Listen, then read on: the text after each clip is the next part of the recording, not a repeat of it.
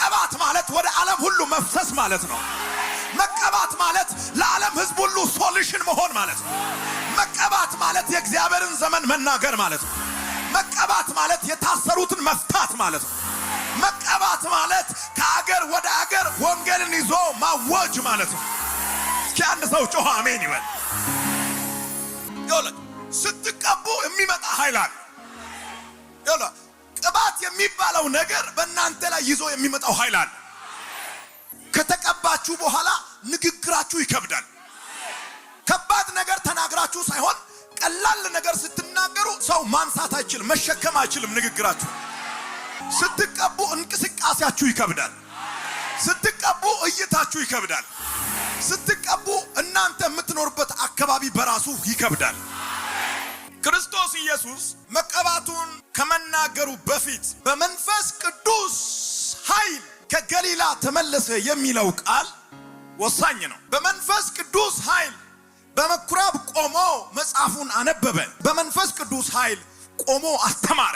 በትምህርቱ ያልተገረመ ሰው አልነበረም። ዛሬ በኃይል የሚቀባ ሰው አይቼ ነው የመጣሁት።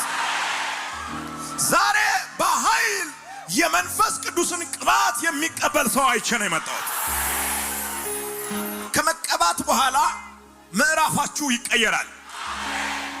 ኢየሱስ የተናገረው ቃል ሰዎችን ረበሻቸው። ምኩራብ ላይ የነበሩ ሰዎችን ረበሻቸው፣ ተረበሹ።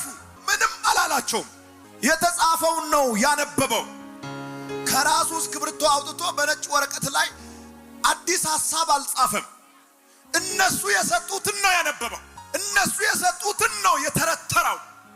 እነሱ የሰጡትን መጽሐፉን ክፍል ነው የተናገረው።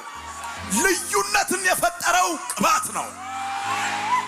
እዛ ቦታ የነበሩ ሰዎች በየጊዜው ተራ ሲደርሳቸው በመኩራብ ላይ ቆመው ያስተምራሉ። እንደ ኢየሱስ ያነባሉ መጽሐፍ። እነሱ ሲያነቡ ኖርማል ነው፣ እሱ ሲያነብ ግን ሌላ ነው። እነሱ ሲናገሩ ኖርማል ነው፣ እሱ ሲናገር ግን ኖርማል አይደለም። ልዩነትን የፈጠረው ቅባት ነው። ልዩነትን የፈጠረው ቅባት ነው። ልዩነትን የፈጠረው የመንፈስ ቅዱስ ኃይል ነው። ማርቆስ ላይ በምትመለከቱበት ጊዜ ምኩራብ ገብቶ ኢየሱስ እያስተማረ ሳለ ከጉባኤ ውስጥ አጋንንት ጮኸ ይላል።